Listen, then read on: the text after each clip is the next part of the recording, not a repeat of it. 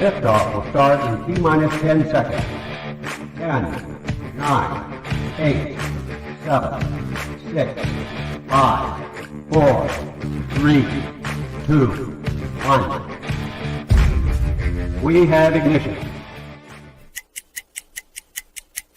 It's time! 17 seconds from Game 7 or from championship number 6. Jordan, open. Chicago with the lead. Michael got a piece of it. It comes off. The Chicago Bulls have won their 6th NBA championship. Tying run at second, 2 out. Palmero over the head of Jenks. Uribe charges, throws, out! And the White Sox have won the World Series. To the far side around the 8-yard line to Hester.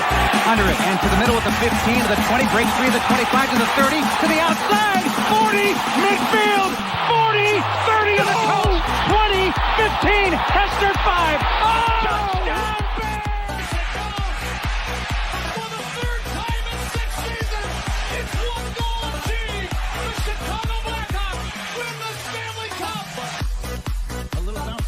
Toward Bryant. He will glove it in front of Rizzo.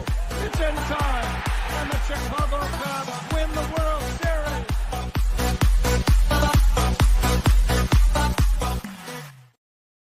What up, what up, what up? Welcome to Shawn and Maya in the morning on this TGI Mickey Ficky Friday. It's the weekend, baby. I'm your boy, the SuperBack, Shawn Sierra. Man, it is a crazy weekend. The first weekend of the new year. Dude, how many of you are all screwed up with the Christmas and New Year Day? You don't even know what freaking day it is. Dude, it was the other day. Was it yesterday was like or New Year's Day was like the Sundayest Wednesday I've ever had in my life. Yesterday felt like a weekend as well. We're all jacked up because of the way the New Year fell, because the holidays fell. We're smack dab in the middle of the week on a Wednesday, jacked us all up. I was all over the road, man. Holy shnikes. Man.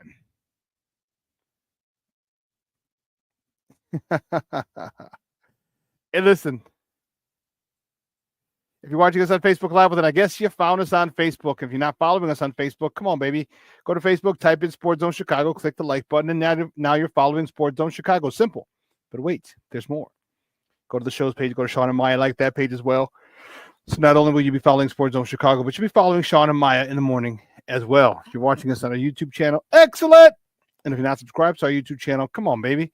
Go to YouTube, type in Sports Zone Chicago, click the subscribe button, but also click the notification button. That's the little bell next to it, and that'll let you know anytime a show from Sports Zone Chicago is going live. Get it? Got it? Good. Now, if you're watching us on our mobile app, listen, we have a mobile app. If you didn't know, come on now. So I need you to go wherever you get your apps from. It doesn't matter whether it's iTunes or Google Play or Amazon or Walmart, Kmart, or 7-Eleven or Zayre, Zemsky, Macy, Montgomery Ward, Woolworths, Weebolts, Gold Blast. It doesn't matter. You go there, you type in Sports Zone Chicago, you download it. You take us with you on the go. So not only do you get Shawn and Maya in the morning 3 days a week, not only do you get our other live shows throughout the week, and not only are they archived there like they are on Facebook and YouTube, but I'll tell you what, we give you a slew, and I mean a slew of articles. Thanks to my man Clarence, Counsel III. Big up to Clarence for keeping you abreast of all articles Chicago sports related. If you're watching this on Roku channel, I like that kind of party, baby. And if you don't know, you better ask somebody. Sports Zone Chicago, we have our own Roku channel. So if you have a Roku television in the house, do us a favor. Download Sports Zone Chicago's channel to your television. Put it there next to all the big boys. Netflix, Hulu, Apple TV, Prime, HBO, Disney Plus, Paramount Plus, Stars. Do it. Do it. Peacock. That's the new one. Peacock. He said Peacock.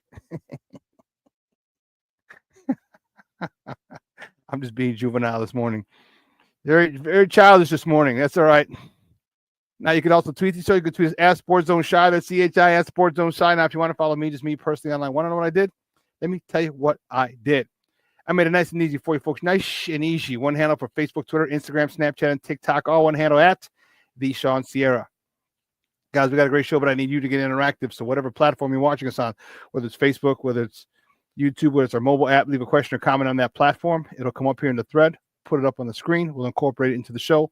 And that, my peoples, is what makes this the best morning Chicago sports talk show around. And that's you. So bring them all, baby. Questions, comments, smart-ass remarks, because ain't nobody scared over here. Like The Rock said, baby, don't sing it, just bring it. Let's check the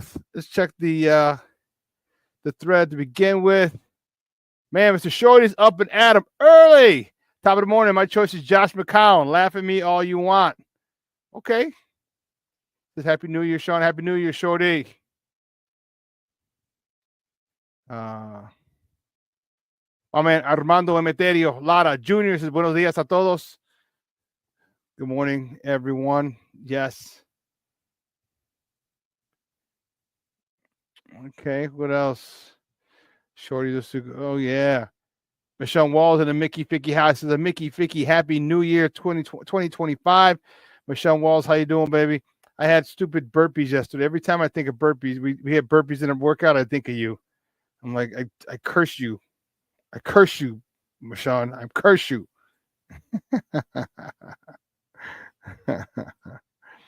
Black Diamond checking in. He says, top of the morning, Shawn, and Happy New Year. Why do you? Oh, who do you want? I personally want Johnson, Vrabel, or Carroll. Okay, we'll talk. We'll definitely get into that today. Definitely get into that. James Ford checking in. What's up? James Ford in the house. James Ford. Foul mouth Chris Edgerton. What's up, baby? Thank you for tuning in, Papa. I appreciate it. Happy New Year, Shawn. I'm so tired of these so-called people who know football or writers throwing shit at the wall to see if it sticks. I hear you. But see, right now, everybody's looking for clicks. So they come up with crazy shit. Like, oh my God, look, do you hear what he said? Did you see what he said? He said he's got a source. He ain't got shit. He ain't got shit. People come up with all kinds of stuff just so they can, and they'll say, sources. My sources. I got sources in the building. Okay. So, anyway, King Booker World checking in. What's up, Papa? He says salute, chat, and Shawn. Yes, baby. Man, we got a great show for you, man. At 10 o'clock at the top of the hour, my man Ken Davis is going to join us. We're going to talk a lot of football. We're going to talk Bears, all things Bears. We're going to talk Pro Bowl, Jalen Johnson. We're going to talk new head coach. We're going to talk a lot. We're going to talk about a couple rumors. I don't really like to go into rumors that much, but these are rumors. These rumors have really been hard. Talking about Poles is scared of Ben Johnson. He's trying to steer people away from Ben Johnson because Ben Johnson wants another GM, and he doesn't want to lose his job. Blah blah blah blah blah blah. So we'll talk about that with Ken, and we'll see who Ken would like as a new head coach for the Chicago Bears, and then. This is right. King Booker World, he says, love the sources. Quote, my sources told me that something will happen sometime. Something's going to happen sometime that I know. That's what my sources told me.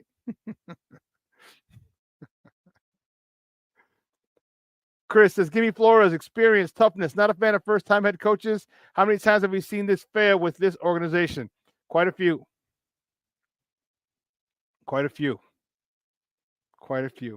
So 10 o'clock, my man Ken Davis is going to join this show, and we have a lot to talk with Ken. I'm fired up to have him join the show, and you know what? Ken's one of my guys, man, and I really enjoy talking football with him, and I enjoy our verbal ping pong or our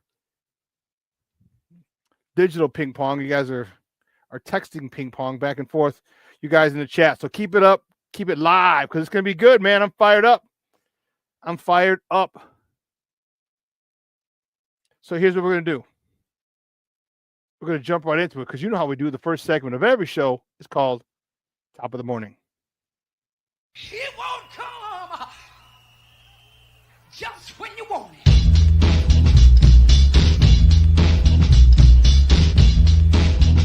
Top of the morning to you.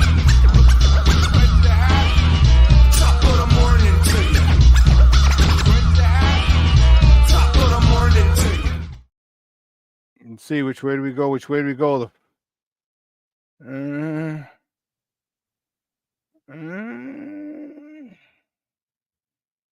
Oh, what is all this?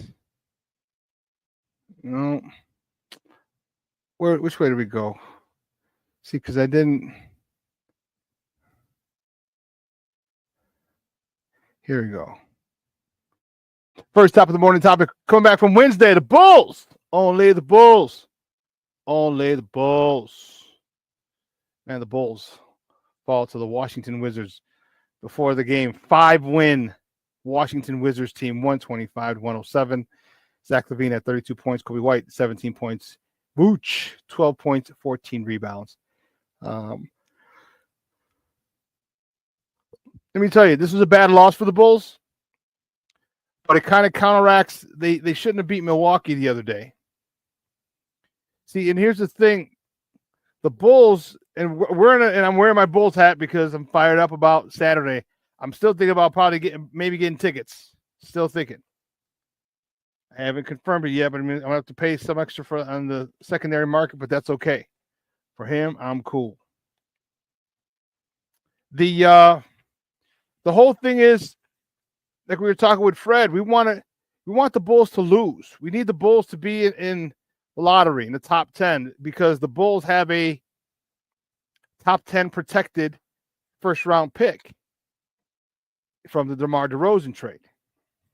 So if the Bulls end in the top 10 worst teams in the league, they keep their pick.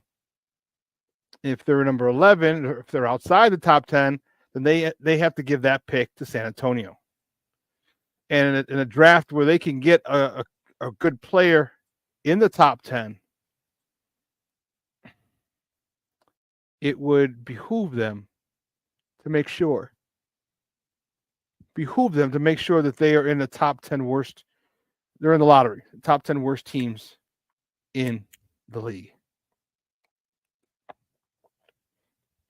It would behoove them. You got to make your own. If you want to rebuild and start this team and start adding some young, talented assets, then yeah, you make sure that this year you better trade Zach LaVine, trade Vooch, get those jokers out of here so they have no chance of actually winning.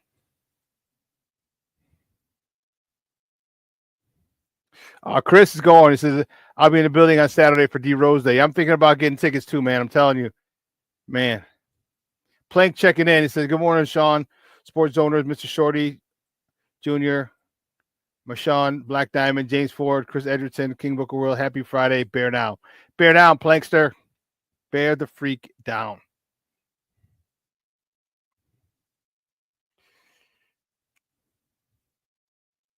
Let's see if we got. Yes. The next top of the morning topic, staying with the Bulls. The Bulls host the Knicks tomorrow. This is it, baby. Yes. Host the Knicks tomorrow at the United Center. Tip-off is at 7 o'clock Central. You can catch that game on Chicago Sports Network, or you can listen to it on their flagship station, 670 AM. They're going to retire Derrick Rose. They should retire his number. And I'll tell you what. What this young man did for this franchise was awesome. All right, it was a match made in heaven.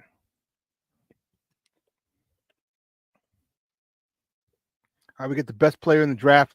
We drafted number 1 overall from Chicago, from Beasley Academic Center, from Simeon High School. Went to Memphis for a semester or two, or a semester and a half. And he gets drafted by his hometown team, the Chicago Bulls. The excitement in the city was palpable.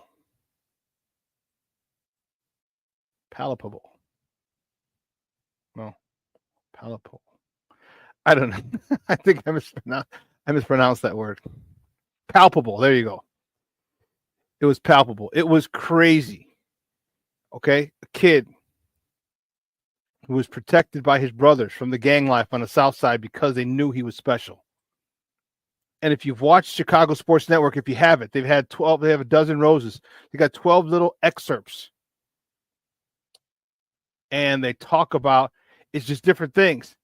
And they talk about, he was like 2 to 3 years old and playing basketball at that particular point. His uncle would take him and win money with him against adults. Say, hey, he can hit make this shot. They're like, he can't even hit the rim. And sure enough, he's making shots.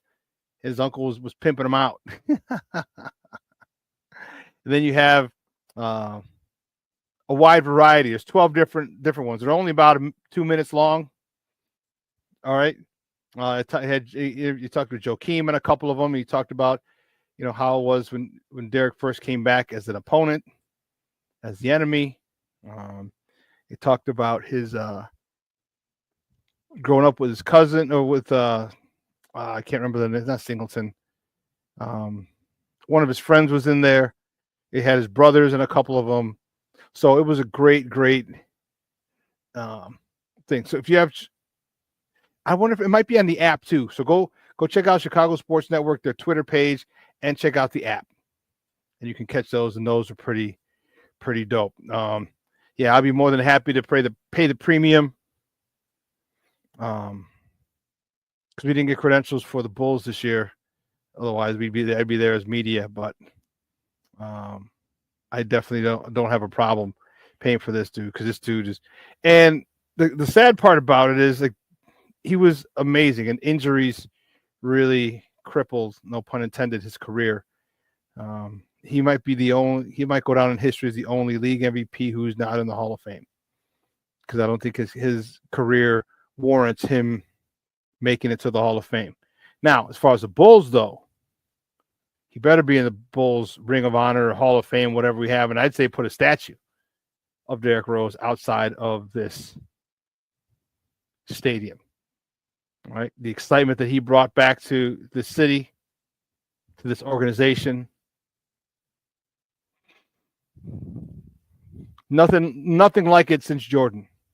Nothing.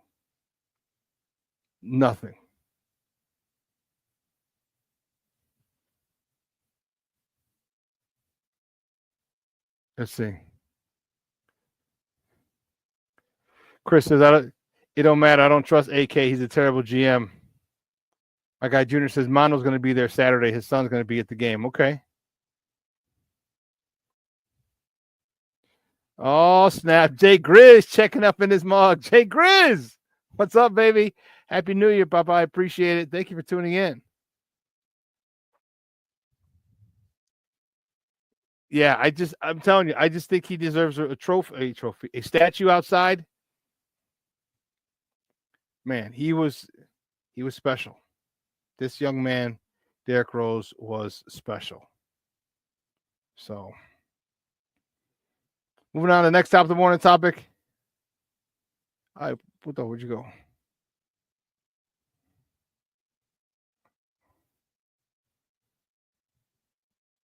Here you go. The Blackhawks host the Montreal Canadiens, the Habitantes, tonight at the United Center. Puck drop is at 7 p.m. Central Time. You can catch that game on Chicago Sports Net, or you can listen to it on their flagship station, 7:20 a.m. Keeping it moving in. One of the things that we're going to talk about big time today is the Sugar Bowl. Baby. Next after one topic, the Sugar Bowl was postponed until last night due to the tragedy in New Orleans. They said the terror attacks. I don't know if I call it terror attacks, but yeah, the person who drove a car and killed 15 people, a truck. And the sad part, the crazy part, and it always comes back home. So one of the guys who was killed was from Princeton. It was a Princeton football player. Well, I didn't realize how that was connected to me. So the guy who recruited me, let me take this down. I'll put it back up in a second. The guy who recruited me to go to Holy Cross, Dennis Coach Goldman, has been at Princeton for a while, a few years now. and had coached him. Dennis Goldman was a wide receiver coach, and he had the Chicago area and came to look at one of our DBs at St. Rita, and I caught his eye on tape. And the rest, as they say, is history. He came down. He wanted me. He had 2 big rings on. Big. He's like, how would you like to have some of those? And I was like, wow. I said, I would love it. He goes, if you come here, he goes, I can guarantee you you get at least 2 of these rings. I was like, really? He's like, yeah. And he was wrong. I got 3. I got 3 rings. And anyway, so he was at Princeton, and the young man who died was one of his position players. So crazy small world. And it was unfortunate that, that the game got postponed because of that tragedy. But yesterday it was a phenomenal game. Notre Dame upsets Georgia 23-10. And let me tell you, it was one heck of a game. Notre Dame was, and I wasn't big on Georgia, though. I wasn't big on Georgia. I didn't like Carson Beck, their starting quarterback, and I know he didn't play because he's out. I think it's UCL he had surgery on. But I'm like, this dude's a buster. I didn't like him at all season. And I didn't like Georgia all season because of that. And I'm not a big Notre Dame lover. I mean, I have a lot of friends from St. Rita who went to and played at Notre Dame. My guy Brian Hamilton. All right, Tracy Graham, Cordis. All right. John Foley. But these are all back in the day. So, yeah, I kind of wanted Notre Dame to win. And me, Junior, and his son are in a texting thread. And they were like, no, go Dogs. I'm like, I kind of want Notre Dame. Because I'm not a huge Notre Dame fan. But I just kind of wanted them because I didn't like Carson Beck. And the fact that they ran with Carson Beck this year, and Carson Beck had a lot of hype. And I'm like, what? Oinks, Raggy? Yeah, I didn't like Georgia at all. Michelle Wall, too big, too strong, too good, too fast. Man.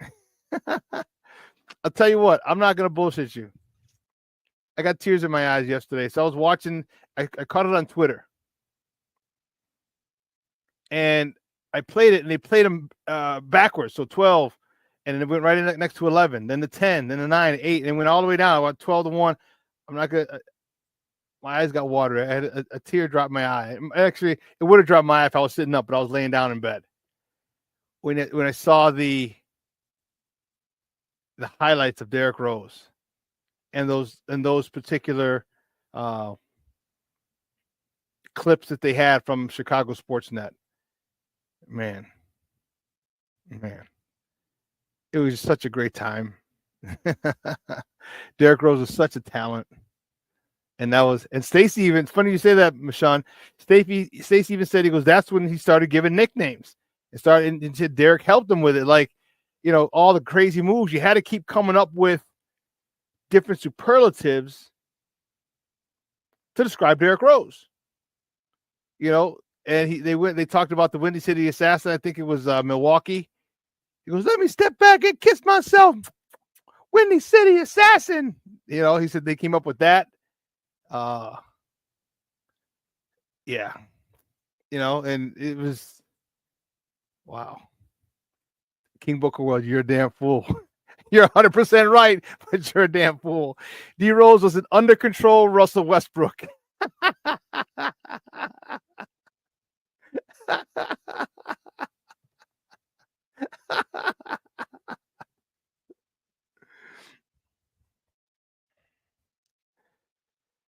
Shorty says, I mean, no disrespect, but didn't Rose only have 3 great years? He's more like a Gale Sayers in my mind. Yeah, he did. And that's exactly it. I mean, we still revered Gale Sayers for years. For years. And that's how Derrick Rose's situation is going to go down with him.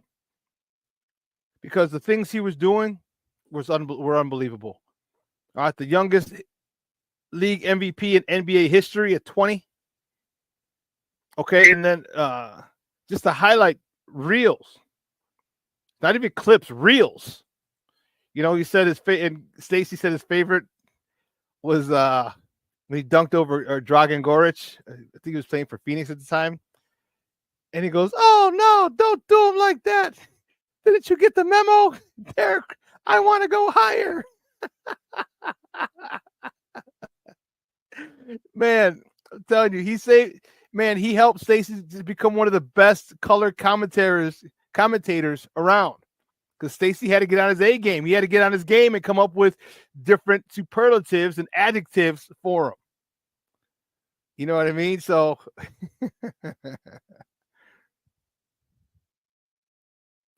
Jay Grizz, huh? As a lifelong Notre Dame fan of over 35 years, man, I can't lie. I got emotional after that victory last night over Georgia. I hear you, bro.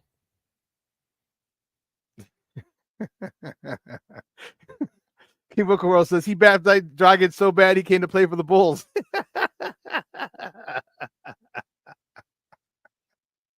I want to go higher. Did you not get the memo? Oh my goodness. Oh my goodness. That was insane. Hey, here's what we're going to do. We're going to take a quick break. On the other side of the break, we have more top of the morning topics. All right. So don't go anywhere, folks. Keep it locked right here. Shawn and Maya in the morning on Sports Zone Chicago.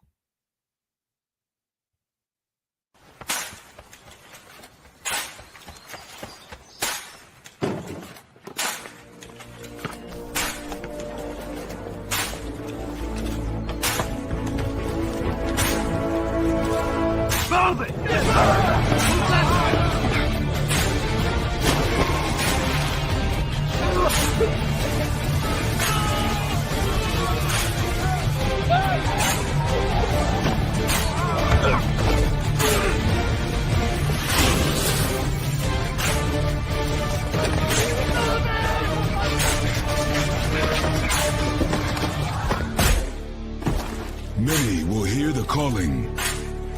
Few will earn the title. United States Marine. The few, the proud, the Marines. Hey, it's your boy, the SuperBack, Shawn Sierra, and be sure to follow Sports Zone Chicago on all social media platforms. On Facebook, Instagram, and our Roku channel, you can find us at Sports Zone Chicago. And on Twitter, we are at Sports Zone Shy. Also, be sure to download our mobile app so you can take Sports Zone Chicago with you on the go.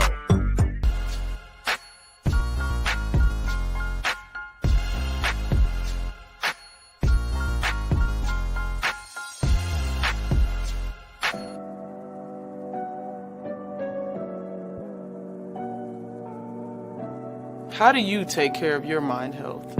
For my mental health, I meditate in the mornings. I have my dogs.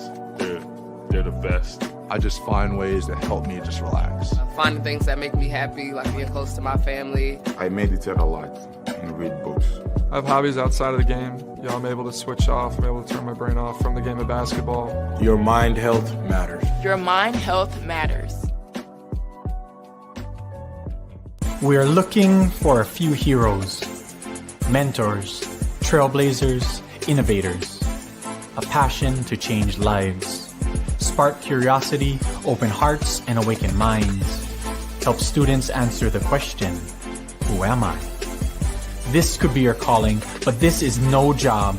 It's the journey of a lifetime. Be a hero. Be a teacher. Mental health and learning disorders don't discriminate. 17 million children and adolescents in the United States live with disorders like anxiety, depression, ADHD, and dyslexia. Less than half get the help they need to thrive. Help the Child Mind Institute change these children's lives. Visit childmind.org.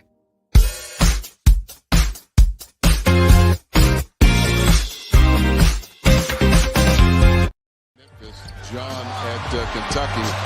It's not a good pass cross court like that. Oh, beautiful pass by Rose to Noah. And that's why so many people feel like Derrick Rose could be the most valuable player in the league this season. Rose, the crossover, gets to the rim. Oh, what a beauty from Derrick Rose. Razzle dazzle, igniting the crowd. 18 points to go along with 11 rebounds. His 13th double-double of the season. Rose sneaking into the lane and defeating a double team. Strong move by Rose, 18 points. Throw down. Oh my gosh. Can I get some butter with that roll?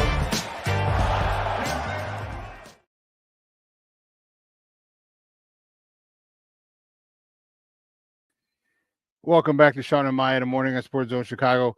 That was Derrick Rose, baby. I'm fired up. I think I'm going to go tomorrow. Just watching the. Oh, hold on, my thing's acting crazy.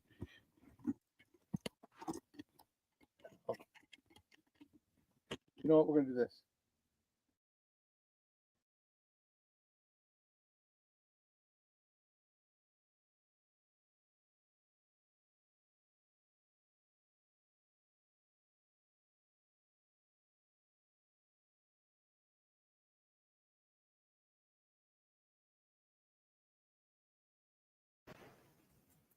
There we go. All right, you should be able to hear me.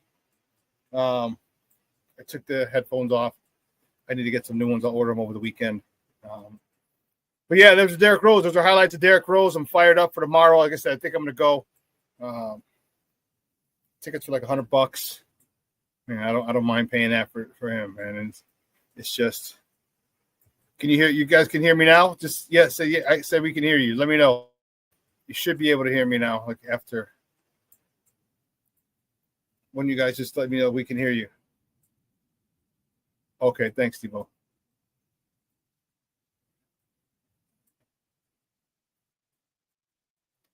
Cool. Plank, yes. Shorty, yes. All right, awesome. Junior, we can hear you. Excellent. All right, let's pick it up. The next top of the morning topic, the college football playoffs. The Rose Bowl, the granddaddy of them all. The Rose Bowl, number 8, Ohio State, upset number 1. Oregon on Wednesday, 41-21. Let me tell you something. Ohio State's on a mission. They felt they got screwed when they played Oregon earlier in the season up in Eugene. And they came out. I'll tell you what, if Ohio State continues to play like this the next 2 games, they are the national champions. They will be national champions. Ohio State is loaded, and they came out with a vengeance. With a vengeance. Craziness. Next topic of the morning topic. Next college football playoff, the Peach Bowl in Hotlanta in the ATL. Number 5, Texas. What a game this was. I was tweeting it. I was posting on Facebook about this. This game was awesome. Number 5, Texas defeated number 4, Arizona State.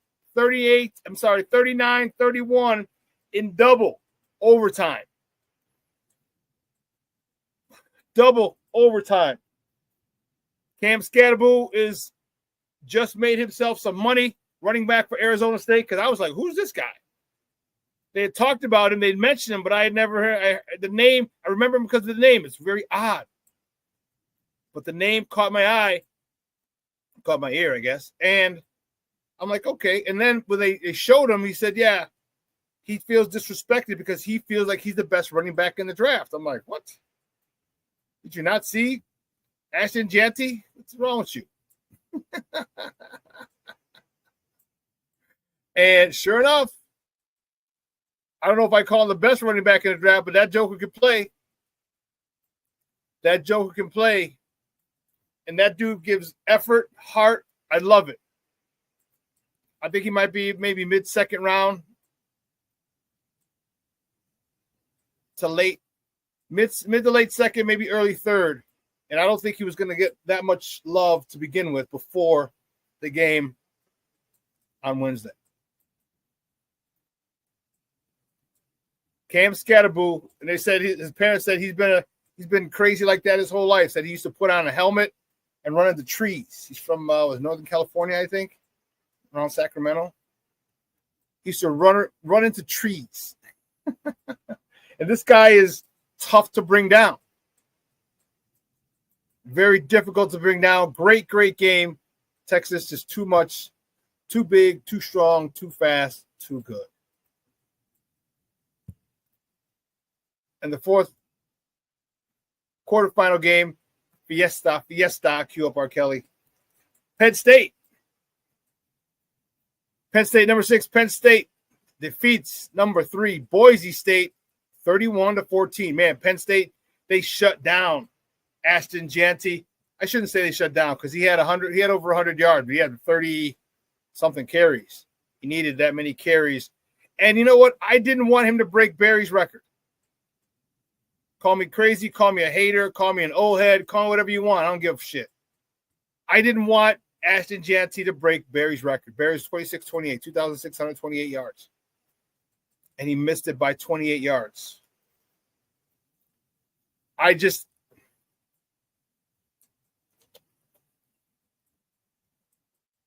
didn't want him to. Barry was special. I don't think Jeanty is that special. I don't think he's Barry special. I think he's a special running back. I don't think he's Barry Sanders special. The one thing that I watched, and this is interesting. So I'm watching Boise State.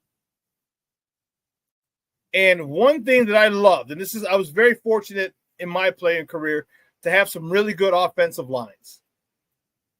St. Rita Grammar School with Stanley Piazza, God rest his soul, Joe Minogue, Billy Klintz, Perry Spiros, Brian Courtney.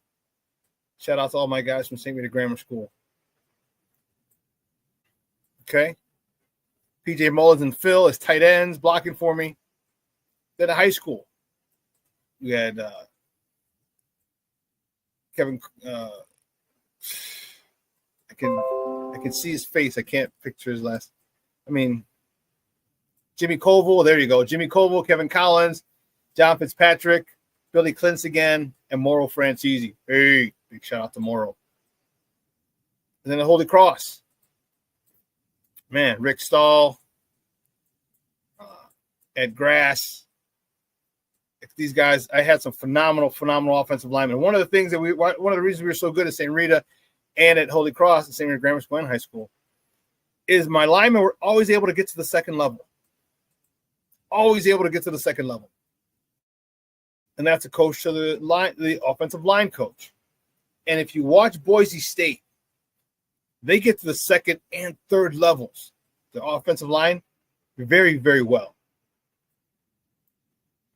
Very, very. So when they combo block, one of the things that I saw, so if they're coming down, say it's a guard tackle combo or guard center combo. Okay. Guard will come down. He'll hit the nose guard.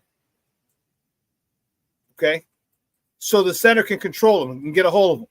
So he'll come down with a big shot. Boom. Maybe just with the shoulder. Center controls him. He gives him the big shot and then he goes right up to the next level. And Jeanty is, literally a split second behind it. And then I had some great offensive lines with the Chargers. I got Junior in the chat. You see, he was one of them. Caesar, Ike Green, Big Ike, Dwayne. And then with the Thunder, I had Dane. I had Steve Slifka. I had Big Ivan. Rest in peace. Joe Lemke. I love you, Shawn Sierra. Sam. Big Sam. Sal. Like I had great linemen, and they would always get up to the second level. And that's one of the things that they did really, really, really well at Boise State this year. They got up to the second level. They got in their blocks. Their combo blocks were good to the point where now I can take over. And I knew as a center or whoever's getting double teamed, if my man's double team, I knew I'd be able to get control of him in a half a second. As soon as that ball snapped, I knew I got help coming from my left to my right. Boom, they hit him, knock him off track, and now I can control him. Now that the guy who's coming is able to get up to the second level, and this happened quick. And they've been doing that a lot this year. But Penn State was, I mean, Penn State was on one. They were on one. They did not want to be the team that Yancey broke, the team that they beat that allowed Barry Sanders' record to be broken. It's a pride thing, and I get it. The former defensive coordinator, believe you me, I understand it. So those are the quarterfinal games. So now the semifinals, Final Four. Next Thursday, January 9th, a week from yesterday, the Orange Bowl. Number 6, Penn State takes on number 7, Notre Dame. That game kickoff is at 6:30 p.m. Central. Let me tell you something. That's going to be a game. Notre Dame has this run attack. Penn State, you saw how they stopped Aston Janty. Are they going to be able to stop this running game? But also, you have to account for the quarterback. You got to account for Notre Dame's quarterback. Riley Leonard is a guy who can really, really hurt you if you're not paying attention. You're focused on all the running backs.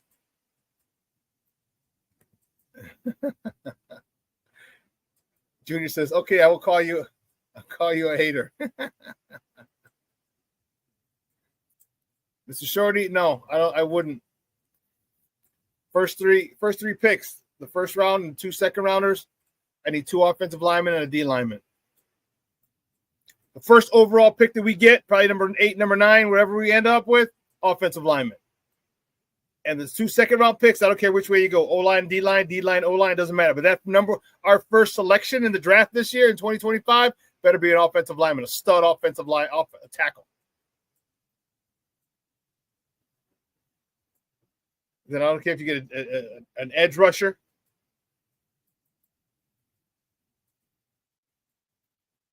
You know, Bill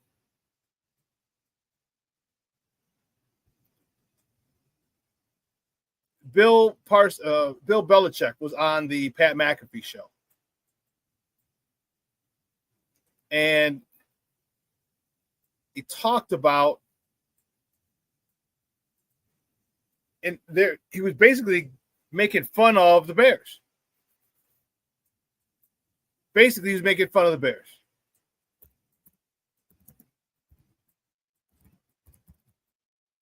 And he was saying how, you know, the way you build up the way they built up the team, they got all these skilled people, but they didn't build up the line. And I agree. And I find it unbelievably ironic that a former offensive lineman doesn't build through the draft starting inside out. Offensive lineman out. I just find it ironic. You know the importance of offensive line. You know, because here's why. You know, when people are gonna get upset with me about this whole thing, and you know what? I don't give a rat's ass.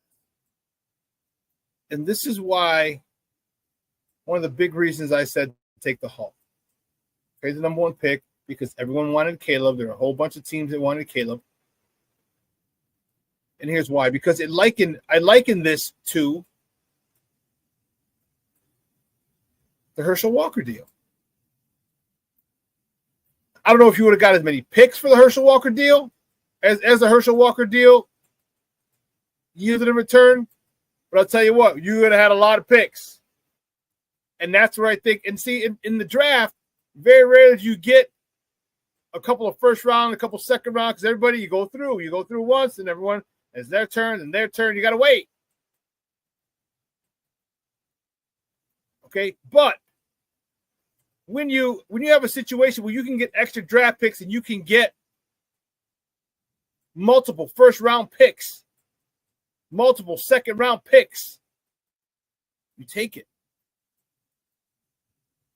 You take it. And this is where you get all those. You can get 2 or 3 people in the draft 4 people in the draft, 5 people in the draft, 5 contributors immediately. Because I think first, second, and third rounders should be contributors for the most part. And for us, it hasn't been that way. All right, Kieran Amagaji. Nope. Zach Pickens. Nope. I forgot who the other third-round pick is. So you get all these third-round picks, and they're not producing.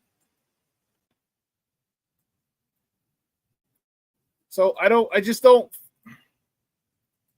You need to be able to. These guys need to be able to come in and contribute, and that's a problem to me. That's a problem to me. These guys don't contribute. Kieran Amagaji? Come on, man. This dude's like, he's a project. A project, and that bothered me.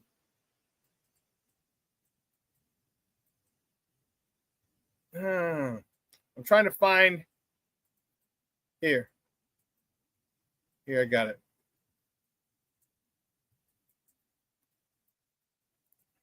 I will play this for you, and you're going to see it's embarrassing. It is embarrassing.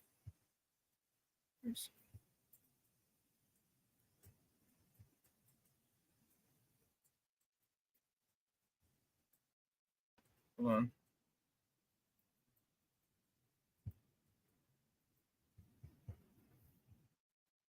It's embarrassing. This is from the Pat McAfee show.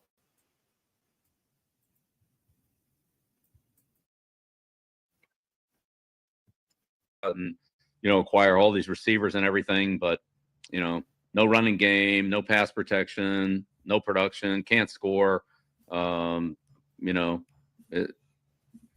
It's just in a city that it's going to be tough to throw on in the end of the season. Period. Right. It's so I just don't really I don't know if that's the way to put it together versus a team like Green Bay or Detroit, who went out and built the offensive line, to go with the quarterback, then added skill players. Minnesota, lost their left tackle, immediately went out and got another left tackle, to make sure that they, could at least hold up on the offensive line there in order to use their skill players. And so, it's just you watch different teams, construct it differently. Again, there's other organizations that it's sort of hard to see. You and I have talked about the Bears. Pat, you go out, you draft a quarterback, you go out and, acquire all these receivers and everything, but, no running. There it is. Okay. Specifically talking about the Bears. I mean, what does he know? He only won 6 Super Bowls, so I don't know. What the hell does he know? And this is the scathing indictment of Ryan Poles. Scathing indictment. Because if you look back at the Cowboys draft when they traded Herschel Walker, think of all the linemen that they got: Leon Lett, Russell Maryland. Okay, on the defensive side, Ken Norton was in there, linebacker. But then they got Eric Williams in there, Larry Allen in there, the guard, Nate Newton in there, the guard, Stepnoski, the center. Like, think of all the players they got. Like, you literally could have had 3 or 4 starters. I'm telling you, you could have got probably 5 starters, 6 starters in this past year's draft. And then you add more. And that's the crazy part, is like to have that kind of access to that many draft picks comes along every so often. And that's where they missed the boat, in my opinion.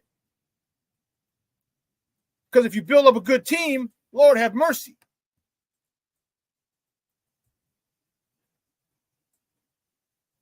Lord have mercy.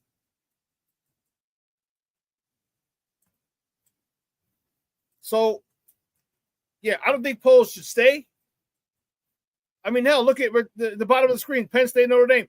Think about Penn State's offensive lineman last year, Olu Fashanu. You could have drafted him, didn't do it.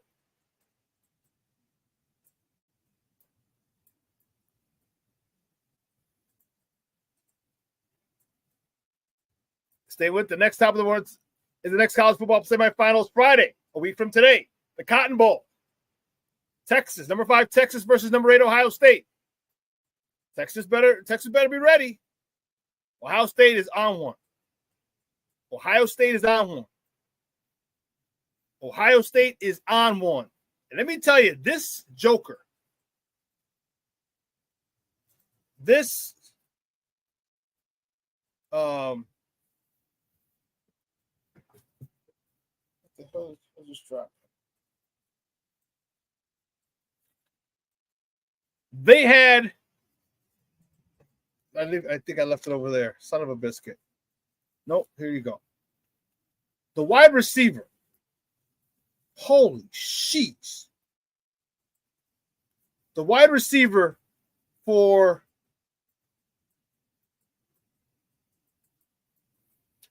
Jeremiah Smith. What do you end up with? 187 yards? He's a freshman.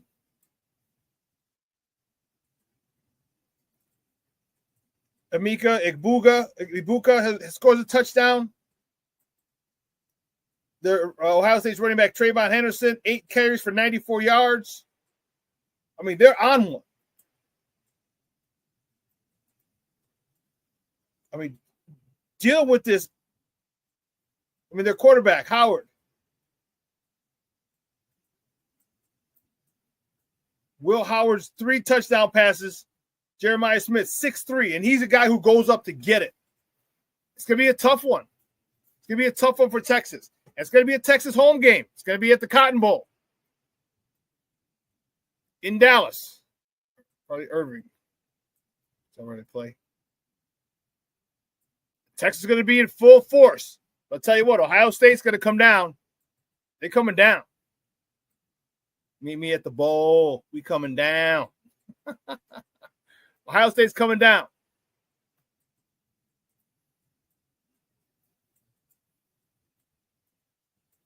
So think of the offensive lineman in Ohio State, Paris Johnson. A year or two ago.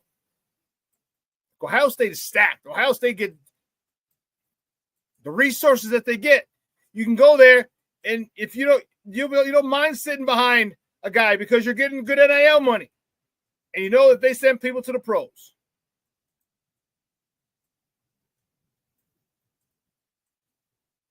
Michelle Walls says the Ohio State wide receiver Jeremiah Smith is fabulous, and he's only a freshman. Yes, he's only a freaking freshman. 6'3". And his ball skills are next level. Next level.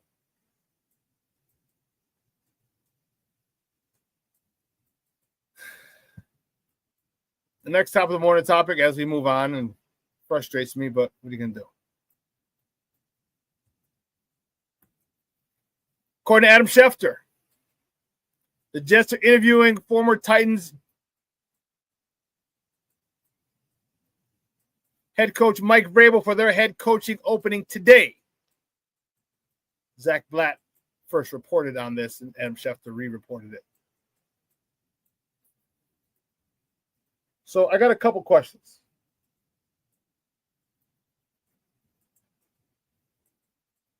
Let me get this down so we can talk about it.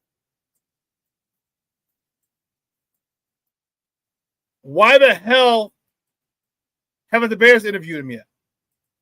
I know last week his contract, I forgot who he was working for, it expired, which means he was allowed to explore other opportunities. Why did the Bears not say your contract's over Thursday? We're flying you in Friday. Or your contract's over Thursday at 12 o'clock? You're hopping on a plane at 12:05 from wherever it is you're at. And I'll tell you what, that would show me that you want me. That would show your fan base that you're really serious about it. Mike Vrabel is one of the names involved in this head coaching search, and you can get him now. You can interview him now before the season's over.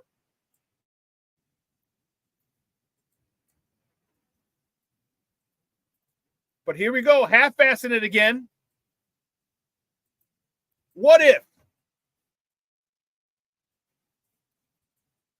What if the Jets really like him? And don't let him leave the building.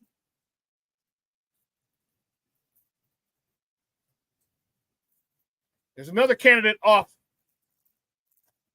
the market. You already lost Bill Belichick to North Carolina because you weren't even going to bring him in. Didn't even bring Bill Belichick in because you knew exactly what's going to happen. He's going to let you know about yourself. As you saw, and he might have had a beef with him because at that point, when you saw that, he was already named the head coach of North Carolina. He was already signed, sealed, and delivered at Chapel Hill. So he might have just been taking a shot at him because he was pissed they didn't bring him in. I don't know.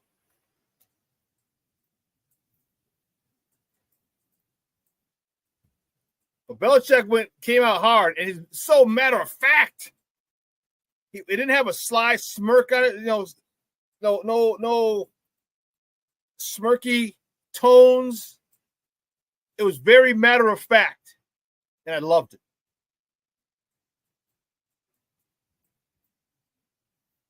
So why aren't the Bears moving with such haste?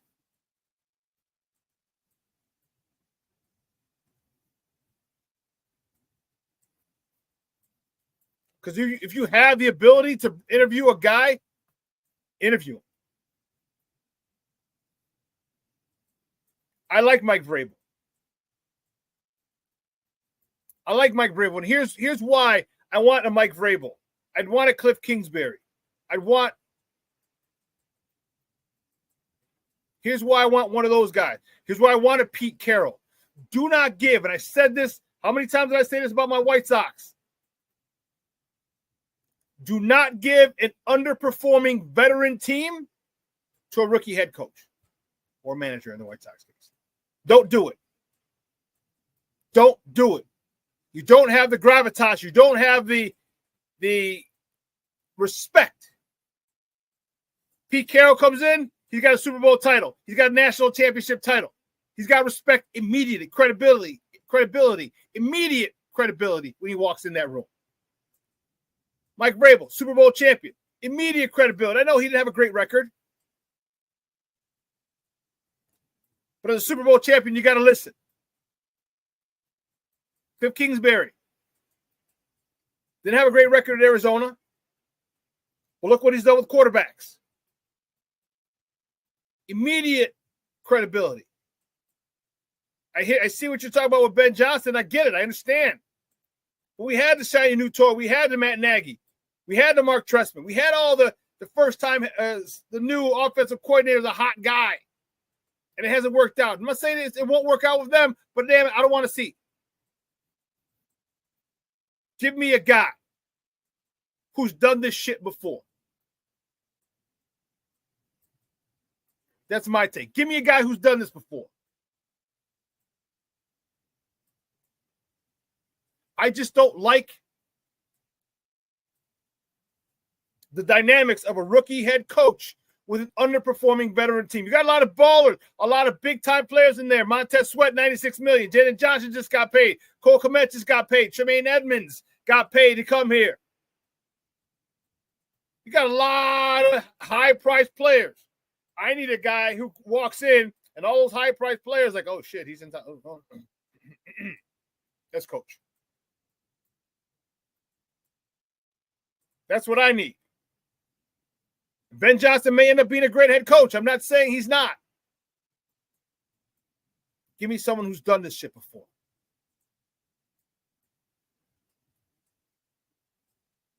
Give me that. Right? I just don't want. We've seen. I don't understand why people. And listen, if the team was first of all, if the team was performing well, you wouldn't be looking for a head coach. But there are certain instances to say a head coach retires, or forced to retire, or he just retires on his own, or whatever. As long as you give that, there you can get a rookie head coach, a veteran team, a team that has a history of success. The veterans are there to kind of police the locker room. I still don't know who the leaders are in this team. And I'm in the locker room every home game. I don't know who the leaders are in this team. I'll tell you who should be. TJ Edwards should be a leader.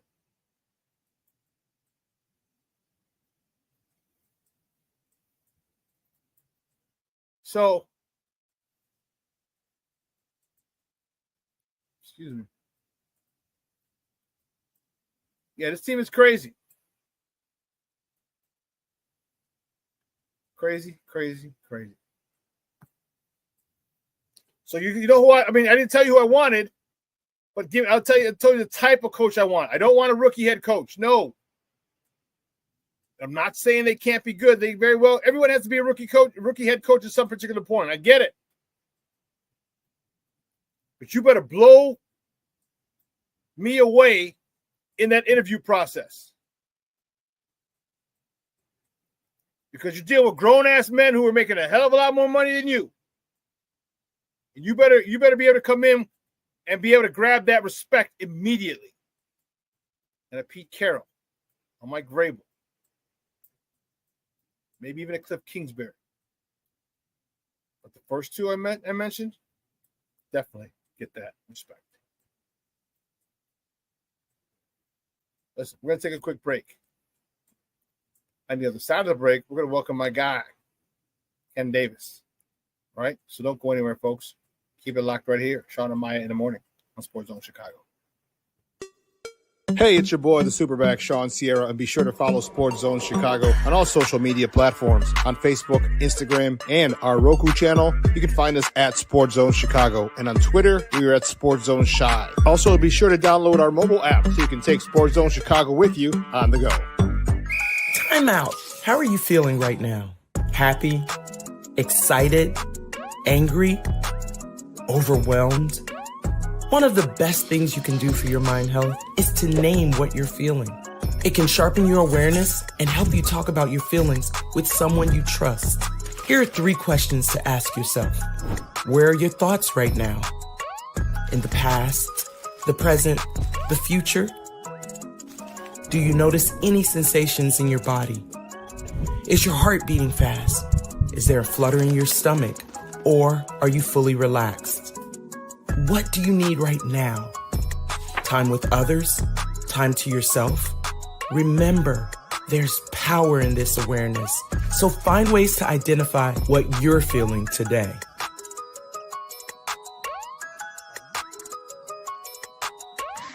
Hi, guys. Hey.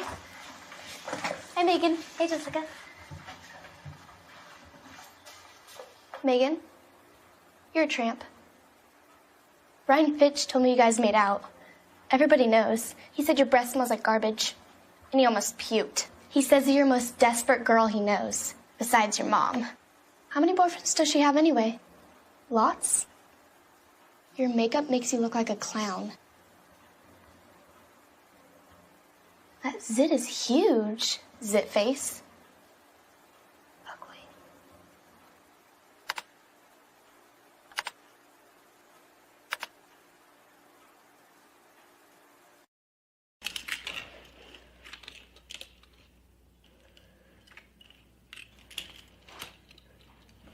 Hey, bud, what you doing? I'm playing with cars. Cars? Can you show me what a car does? Whoa. Hold on a second. First of all, this is a school zone. So you need to put down your cell phone, stop texting, and let's get to driving. Now you're coming up to a stop sign, right? You need to slow down and stop before you hit that Y line. I want you to look left, right, left. You don't want to get hit by a car going on your left, and to your right to make sure you don't get sideswiped by a guy coming from your right. You're coming, and you see a crosswalk. You better slow your horses down, because the #1 rule of driving is always yield to pedestrians. Now stop, pull over, and you are done driving. Gosh, what do they teach you kids in school nowadays?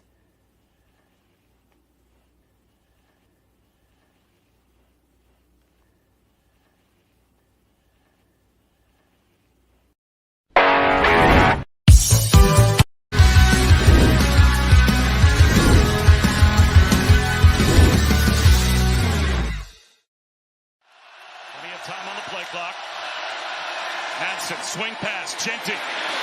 Cuts it upfield. Breaking tackles. Drives his way inside the 30, but at least a couple of yards short. That was Katron Allen. He's down the sideline with a cutback. Dragging tacklers to the doorstep. Play action. Aller. Floats one in the back right corner of the end zone. Tyler Warren. Touchdown. Low snap. Genty finds a crease. There's the first impact play for Ashton Genty. 12 yards and a first down. Welcome back to Shawn and Maya in the morning on Sports Zone Chicago. Those clips courtesy of ESPN. That was the Fiesta Rockland. Free R. Kelly. No, I'll leave him there, but I still listen to his music. Anyway, my next guest is a good friend of the program, and I'm excited to talk to him about some Bears football, about some NCAA football. Man, he's a former host of the Under Center podcast. And he's the host of That Davis Show. Man, let's welcome him in. My man's in them. Ken Davis.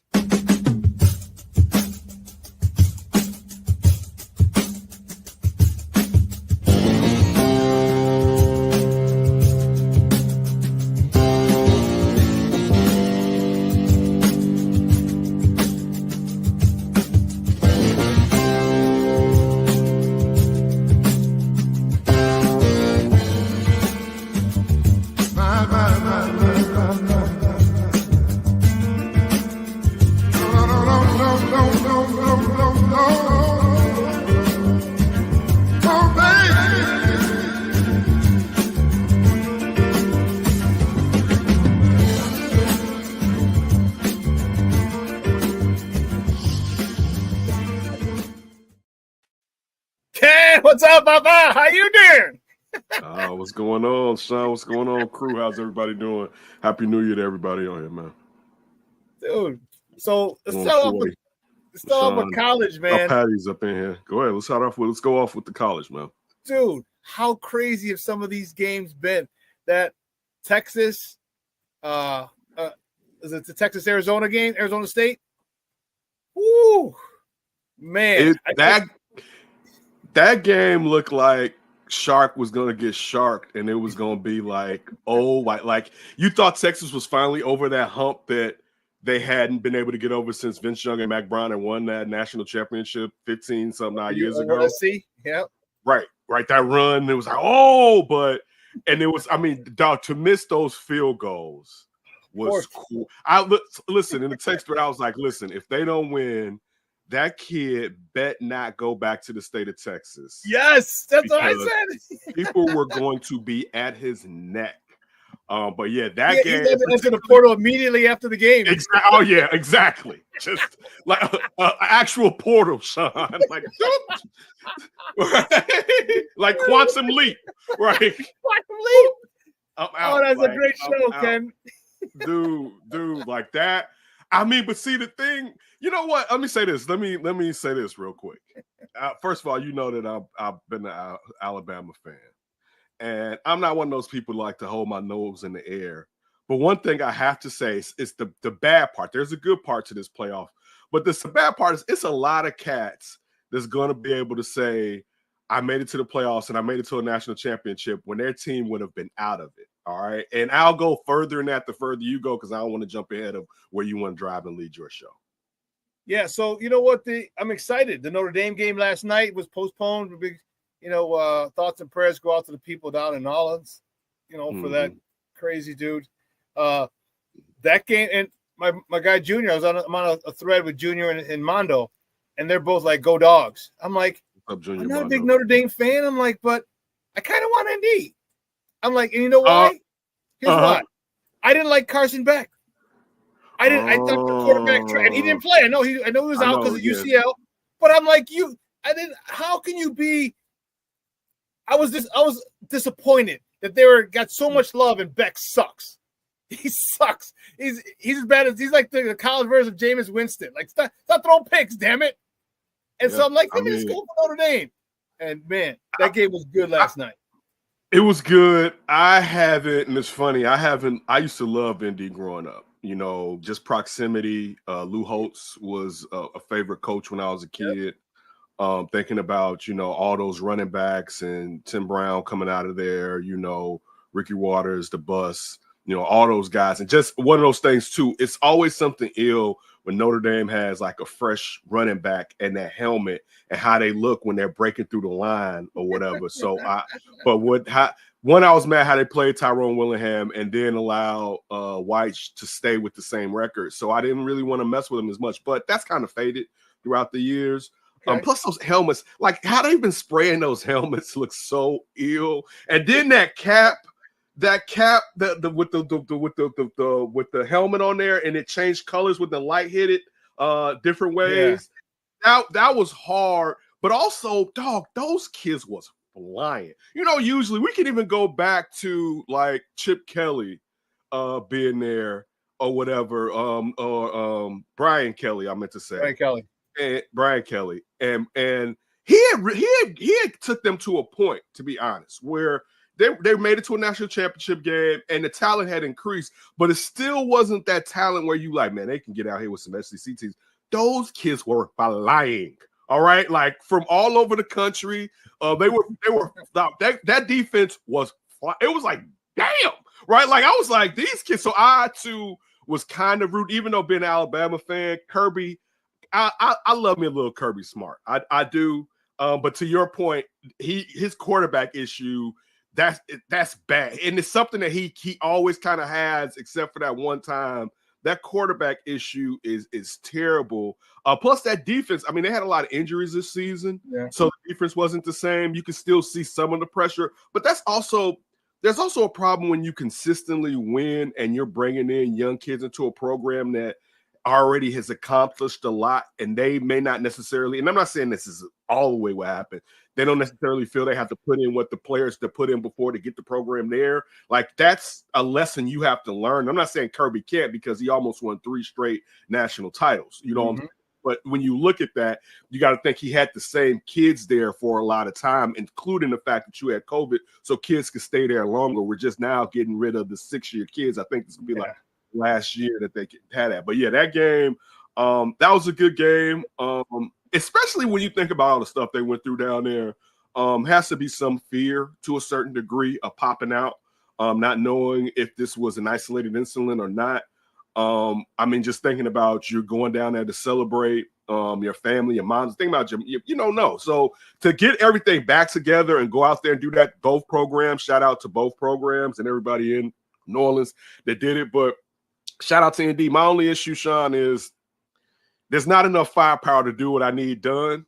And what I need done is I need somebody to step down from the most powerful football team in the Big Ten, because I never feel like they can get what's done. And now they got like a straight line to the championship. And I feel like that game that they played, and of course I'm talking about Oregon and Ohio State, that should have been in the semifinals. You know what I'm saying? Like that should have been set up in the bracket to where they met during the regular season and it was a 1-point loss. All right, for Ohio State. They should have never had a chance not to meet into the semifinals. I understand you don't want 2 Big Ten schools in the final, but you should have made them meet in the semis. All right, like you can adjust this. You rank them. All you had to do was make sure that they had to take a different way, because you almost, now we can say next week's game when you're talking about when you got Ohio State versus Texas, but we just talked about, I don't know what I'm gonna get out of Texas, and maybe that it will be the the championship game, Ohio State versus Texas, but I don't know which way Texas may blow to a degree, and I feel like Oregon just had a bad game. You know what I'm saying? Like it just caught their ass, and they had a bad game, but they had enough offense to perhaps do what they need to do versus Ohio State. But now Ryan Day is never going anywhere. All I needed was just someone to do what needed to be done. So that, because like one of the problems that I used to have when we used to have guests on the Big Ten country was I used to talk about like Ohio State press and fans, they talk like this and like, you know, like that.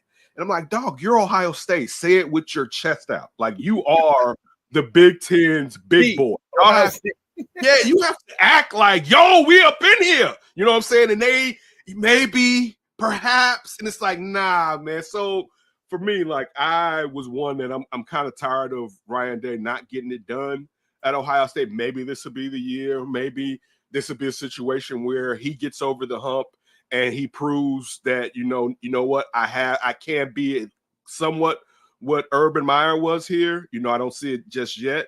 But still, like, that was something that I was disappointed in as a hater. That, what I'm saying, it's hate.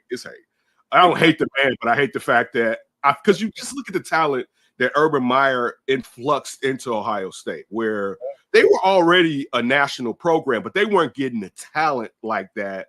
And now they get talent from all over the country, and it's been squandered. So it's just one of those things where it's like, dude, come on. You let a Michigan team in a rebuild, you know what I'm saying, beat you. And you like it's just, and you have all those. I felt like he did a disservice to Marvis Harrison Jr. last season. It's a lot of talent up there that I feel like has been squandered under Ryan Day as the head coach there. So again, as a hater, that was something that I didn't prefer. But listen, if Ryan Day can pull it off, shout out to Ryan Day and all those young people and Chip Kelly running the O up at Ohio State. Yeah, they came out. They were on a mission yesterday, bro. They were on a mission. They were. Yes. You saw they were on one. That shit was on site. Yeah. That was on straight site. across the room. You do hold my bill. Like you sitting there exactly. You like, oh yeah, I told right. You just go straight across the room. With a determined walk. Oh yeah, and people don't even know what you're doing at first because they were watching you. Then they look at the direction you going and see that person. They're like, oh, it's about to go. It's about to go. Yep, it's about to go on. It's about to be on. Yeah, you're right. It was, dude. They needed that Michigan loss right there because that Michigan loss turned set them straight. Yeah, man. They let them know, like, yo, we have to play. But that's the point, Shawn. Play like the talent you have on the field. You have too much talent to be timid. You know what I'm saying? Ohio State should be shellacking kids. All right, like every game, how far can we run this up? Basically, that should be the attitude, and that's where, to me, the temperament is the problem that I've had under Day as the head coach at Ohio State. Yeah, because they don't. There's a team. There's a way to come out. It's like when I played on a lot of good teams. Like we came out like we knew we were the shit. We knew we were the best team on the field, and we started from snap number one. It wasn't overconfidence. It wasn't it was cockiness, but we wanted to prove a point every single time that we were the best team on the field, and you didn't even belong on that field with us. And that was at different levels. And that's the way they should come out with the type of talent that they have. Like, I mean, it's got to be like, damn, that's 21 points in the first quarter. What the hell? Exactly. Type of thing. Yeah. They're supposed to be able to coast in the second half if they would want to. They're supposed to have the young kids that we're supposed to be ready to see next year playing in the fourth quarter because they getting 500-700 yards rushing on the ground. Right. Like that's what I mean. But dog, I mean, and also Shawn, the kids that they brought back from last year. Like, just like you look at the kids that stayed at ND last year, the kids that came back from Ohio State, the defensive players that came back in the front seven to play again, like, dude, you have too much talent to, I mean, losing one at home to Oregon, I'll let it slide, even though Oregon was kind of find itself because, Oregon really at the beginning of the year wasn't beating teams in the fashion that we believe they should to be the first or second best team in the Big Ten. So I'll give you that you lost to Oregon at home, but losing to Michigan, that's where it's just like, what calls for his head? It calls for his job. Shit. That's the Harbaugh left. That was the excuse and took the coaching staff basically with him. All right. You had 12, 13 players go in the draft or something last year or leave the team. And you're sitting here telling me, your quarterback situation has been in flux all season. And you're telling me that they beat you and you have all that talent on paper and you can't. Come on. Where's the pride of the rivalry right there? At some point at halftime, every lock is getting ripped down. And something, I got to ignite. And listen, this may be where I shoot off. And after this, I can't ignite them again because it didn't do what it needed to do. But you better do something. And that's been an issue that I've had with thinking about Ryan Day and the zenith of what Ohio State football should be. You know what I'm saying? Ohio State football should be up there with whoever's number one nowadays. You know what I'm saying? But I mean, so like for instance, Texas it should be like the Florida State back in the day. Remember, Florida State had that run, then you had the run, and Alabama had the run. Yeah, it should be where Georgia. Let's put it like this: it should be where Georgia has been the last few years, even though Georgia has been a national championship outside of last year. If you get what I'm trying to say, it should be kind of where Alabama was, but it should be ahead of Texas. In all fairness, because Texas is just getting back to being Texas. It should be past that. So that's where there's been some angst. It should be ahead of Michigan. You know what I'm saying? Like, and I'll tell you this, you better watch Michigan next year. You know what I'm saying? Because if they get that quarterback situation, I know they got the Witherspoon kid coming in, but he's going to be a freshman. But if they can figure out how to score, it's going to be hard because they're going with the same formula that they were with Harbaugh, and we know that Sharon Moore was a great recruiter and an offensive line coach. So if you can get that going like that, I think they believe there was going to be a space to rest and coast with Harbaugh going, and that's not going to be there. And I know some people are down. Oregon's going to be better next year. Like there's these teams, if you're a Big Ten fan, are getting better. You look at Indiana, we don't even know what Indiana may be next year. And I mean that in a positive way. You don't know what they may be with what Signetti is down there doing. So there's not as Iowa, if Iowa can score, you're in trouble. You know what I'm saying? Like there are teams now, you know, that there's not the easy's out within it. Look, U of I. Right? Like, dude, it's their those cusp teams where we don't know where if Maryland's gonna have a really good offense. You know, they were better with Talea under center than they were this past year, but we know Locke can coach. You look at what Fleck is doing and Fickle, you know, definitely Wisconsin. You always get Wisconsin's defense is quick. I'm telling y'all, if you didn't watch Wisconsin this year, that air raid mixed with that bruising running style that Wisconsin had prior to bringing in a new regime. But the defense, them kids these Big Ten schools are flying around. It's not just all plod, three clouds of smoke. And I don't just mean on offense, I mean on defense, where it's a different style of player and it's not going to be easy outs. And that kind of caught Oregon, I feel like. I know they have a lot of talented trench players, but I still feel like they have top flight talent. They didn't have enough in between trench talent. Really, when you're facing Ohio State, I know they got 2 tackles on the O-line that are good. They got a DT and an edge rusher that are going to be highly drafted, but still it's the depth in there, and they got the money, but still it's going to be competitive. Phil Knight got a little bit of money. They got some money. He got a little bit of money. He just got some money. Yeah. So, and then the other game is going to be Penn State, Notre Dame, and I don't know. With Penn State, they haven't wowed me. All right. They just get business done. They just win. Like they go, they're very methodical. Like there's no explosive. Like I'm like, damn, you see that Penn State? You see? Like I haven't gotten fired up. It's like Penn State won again. Penn State won again. Penn State won again. Can they stop this Notre Dame rushing attack? Because ain't no secret. Notre Dame's gonna come and punch you in the mouth. We run it. We run the ball. We run the ball, and with our quarterback too. This is the problem. This is my issue. First of all, I know some of y'all might know I've been the president of the Drew Rowler Fan Club for a couple years now. I've been let down. Penn State has let me down. Let me lead with that, right? James Franklin hasn't done the things that I need. James Franklin and Ryan Day can be twins as far as what I care right now. Even though Ryan Day has somewhat better talent, but they're close as far as not really getting it done. And that's the problem with the playoffs. Now these cats who would have been out of it. You can even put Marcus Freeman in there. A lot of these cats wouldn't have made a 14 playoff, right? And now they can say, dog, I made the playoffs. And dog, I made it. And be like, not if it was 14. And if it was 2, a lot of you cats wouldn't be up in this bad boy, right? But anyway. Oregon, Georgia, that was it. If it was 2. Right. This is the problem. This is my problem for ND. Partially because I'm sick of Penn State. I kind of want to actually root for Notre Dame, to be honest with you, because I'm just tired of Penn State letting me down. But Penn State has a better offense than ND does. You know what I'm saying? They have more weapons on the outside. That was a problem last season when they had I forgot what the receiver that transferred out, LSK. I forget what his name was.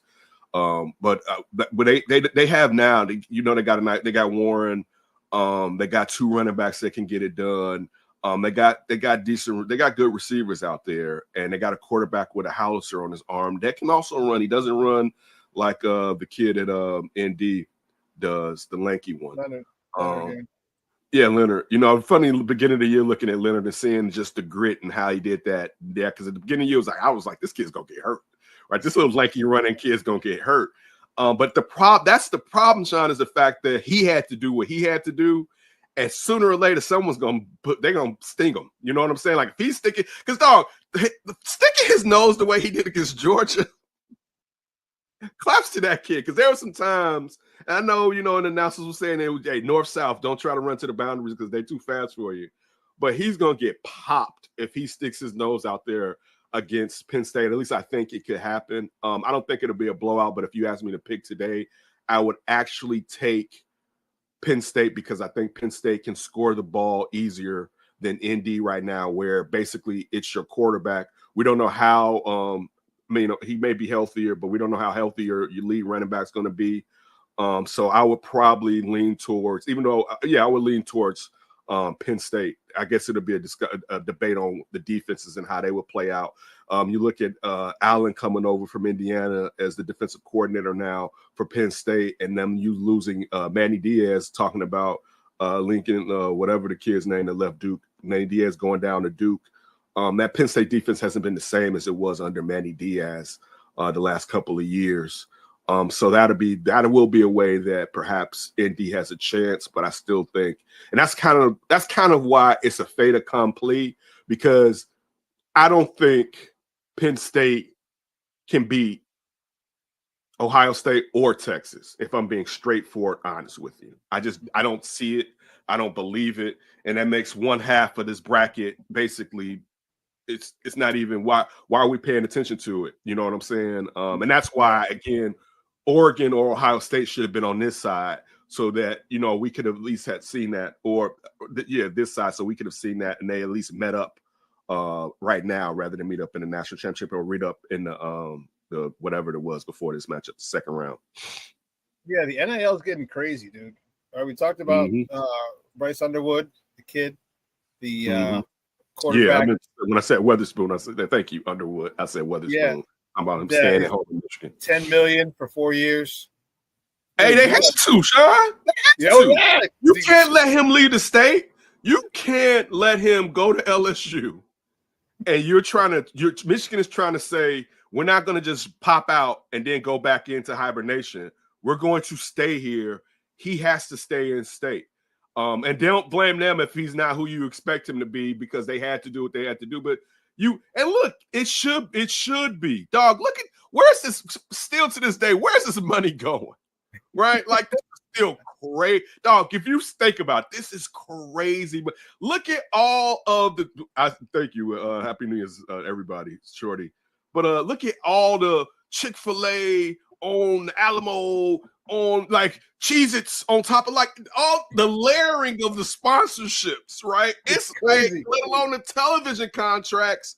Yeah, also, that's not like he getting 10 mil this year. He getting 10 mil if he stays there 4 years. You know what I'm saying? Yep, like 4.5 a year. That's a nice paycheck for a college kid. It's not bad. It's not bad. But when you think about, they're gonna make that money back off of jersey. If he's really nice, jersey sales, of memorabilia, all other type of stuff, they're going to easily make that money back. So again, it's no problem. I'm always pro player.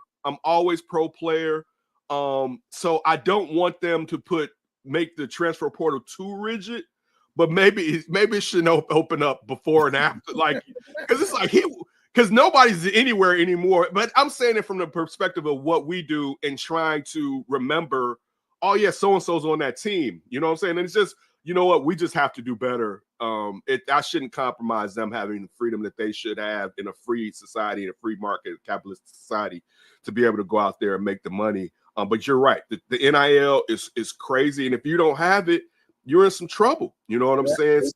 If you're not using it, you're not using the transfer portal. I do like, and I do believe you have to establish home base. You look at what Matt Rule is doing at Nebraska, and it's reestablishing, first we're going to recruit this area, but you have to step outside. You look at, SC, and listen, they're gonna have to get the NIL money up high. Like you're gonna have to. You're in LA. You're in LA. You should want some money. I was going there next, Sean. I was going there next. Hit up You're Ray. in Los Angeles. You have you know how many famous alums have to be living out there? Like, let alone just sponsorships you can use because you're LeBron in James. His son just went to you. Right. It makes you should be flushed with cash. All right. Yeah, John Singleton got the school, the film school. Come on, man. Yeah, come on, dude. So like, if you're not playing that game, you're gonna get left behind, man. And it is what it is. It really is, and it's gonna be good next week to see that. I agree with you. I think the transfer portal should open after the football season is over, after the college playoff and this, just because people are leaving now, and have it a week or two after the national championship game, and then go from there. In my opinion, just even if you want to give it a month, I'll say a month, because just for kids to be able to really figure out what they're trying to do, for coaches that perhaps were in the national championship game or the playoffs who haven't had their full focus on recruitment, even though recruitment is 24/7, 365, to give them a chance. Also, for those coaches to be able to recruit their own players to remain there after the season and let everything the smoke clear, for feelings to dissipate. I'm sure there's some feelings. Told me I was going to get more time. I didn't. I'm mad at you. Hold on. Let me tell you why. You saw this and this. This is your turn now. So, but opening up twice and all that, that's where it's like, yo, it's a lot. And also, I'm not one to say, these coaches get paid a lot of money, but it's got to be hard to try to recruit your own kids, and they got 2 windows to jump.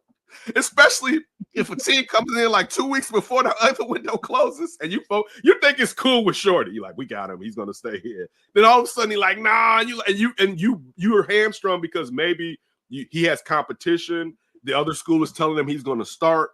You know what I'm saying? It's just, but again, that's what happened with these coaches all these years, where it was like, look at Kellen DeBoer. You know what I'm saying? Those players he recruited at Washington, they thought he was gonna be there. He like, man, I'm gonna be here with you, right? And then Nick Saban retired. He was like, figure it out. So it is what it is. Sweet home Alabama. He started getting a southern twang like Brian Kelly. Oh yeah, just like Brian Kelly. Uh-oh. Oh, dude, that is insane. Hey, well, let's switch gears, man. Let's talk about our boys, man. And it's per Adam Schefter, the New York Jets are interviewing Mike Vrabel today. Mike Vrabel is one of the names linked to the Bears that the Bears would probably interview. He's one of the guys that I would like for them to get. Why, if he's a serious contender for this vacancy, why have the Bears not gone after him? The contract that he was working with, I forgot what team he was working with, it expired last week. So you should have been like, oh, okay, your shit expires at 12 o'clock on Wednesday. All right, cool. 12:05, we're picking you up. You know what I mean? Like, that shows that you're interested in this particular person, or it also shows the fan base that you're ready to get in on the sweepstakes. You want to get in early. Why do you think they didn't go after him? Because you think they just made on him? I don't think he's number one on their list, to be honest with you. That's what I think, one, there's a fear of offensive-minded guy, that we have to go offensive-minded guy.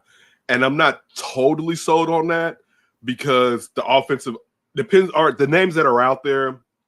All right. So you're talking about Ben Johnson, and you're talking about just Cliff Kingsbury, and Cliff Kingsbury at least has had head coaching experience in the past, but I'm not a big Cliff Kingsbury guy. Because I feel like some of these guys, the fear is what's 2.0 and what's 3.0. You know what I'm saying? Because it's like with Bears coaches, it feels like they never get to the next level. Like, even like they start off and they're good. I feel like Lovey kind of got there, but they will always kind of slide back, particularly the offense or whatever. But really, outside of him, and we can go back to like Ditka's run, no one's really been able to push them and keep them where they want to be. You know what I'm saying? So, like, I think, and I think Mike Vrabel, where it's like, no, we're here every year, basically. We may have a down year due to injuries or whatever, like the quarterback got hurt early, one a key defensive player, so the season wasn't what we expected, but usually 10 wins, you can book it or whatever, right? So that's a fear that I have with Cliff Kingsbury. I somewhat have it with Vrabel, but I think Vrabel can get to 2.0. I don't know if he can get to 3.0. You know what I'm saying? That's kind of like, I don't know if he is the guy that can go all the way, even though Tennessee was his first head coaching job. And he did a pretty good job when he was in Tennessee. The Ben Johnson problem is he's never been a head coach, right? And you don't know if you could just go ahead. I said I said it earlier today in the show. I've said it before, and it's the same shit regarding my White Sox. Do not give an underperforming veteran team to a rookie head coach. Don't do it. There's a lot of big ballers, bro. You got Montez Sweat, 98 million, 96 million. Jalen Johnson just got paid. Tremaine Edmonds got big time with 70 million in the offseason. You give a lot of people a lot of money. You got some big time veterans in there that are underperforming. And what has Ben Johnson done? Ben Johnson doesn't walk in with the gravitas and respect because he ain't won anything. Now, if he wins the Super Bowl, it's another story. But you talk about a Pete Carroll, he got respect. You talk about a Mike Vrabel, even though Mike Vrabel hasn't won anything, he's been a player and a Super Bowl winner. There's to me, that's what I want. Again, I agree with you. I don't have to be an offensive guy. Give me a veteran coach who's done it, who's had this, and can walk in their locker room and people are like, oh shit, okay, coach is it. Get the instant respect from players. I'll be honest with you. If this is my list, let me tell you my list. I'm willing to do the dance with Ben Johnson. I wanted the Bears to connect with Ben Johnson for the last 3 seasons, to be honest with you. Just because, one, I wanted to know, and I believe I was wrong. I thought he was propping up Jared Goff. I think a lot that I had to do with Jared Goff. I'm gonna give Jared Goff his props. But I mean, we act like they have an embarrassment of riches outside of the offensive line. They have good players, and I mean, you look at what Sam Laporta did last year. But Jameson Winston or whatever the kid's name, Williams has been in and out of the damn team for injuries or gambling. We know Monty's going to be in and out a little bit. Yeah, that. Jahmyr Gibbs is excellent. But the way that he keeps coming up with ways, I'm definitely interested in what he can bring. But we have to be honest. There's a fear of can he lead men. Because we know that Dan Campbell leads those men. It'd be different even if it was an offensive coordinator and you would but it's like the head coach was just average or didn't give you that feeling that he controlled everything, and this offensive coordinator was him, and it's like, I could feel it. But I'll say this: speaking of experience, I wouldn't be mad. If they brought in Flores, what I'm saying? I wouldn't, because I'll tell you this: if we're talking about defense, I think when you're talking about scheme from game to game, and he was doing this last year when the cupboard board was empty with Minnesota. You know what I'm saying? Like, he was coming up with exotic blitzes, and they was sending plumbers at the quarterback or whatever and getting to him. You know what I'm saying? I would bring in, that's my 1 and 2. All right. Johnson, Flores, and then it was Mike Vrabel, where in my order. I like Pete Carroll as a person. I don't know, and I know, the old phrase that, regardless of his age, he's still young at heart. I mean, he definitely seems exuberant, and that wouldn't be an issue. But you still have to worry about offensively who he's bringing in. When you look at the offense from Seattle, in all fairness, there was an issue there. Remember the let Russell cook, and then Russell cooked and burnt the meal. Go back to the Super Bowl when it was like you trying to make Russell the MVP when you should have just let Marshawn Lynch be the MVP.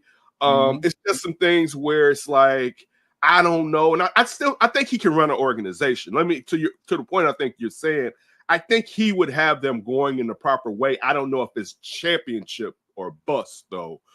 So he's an MVP guy, not B to C.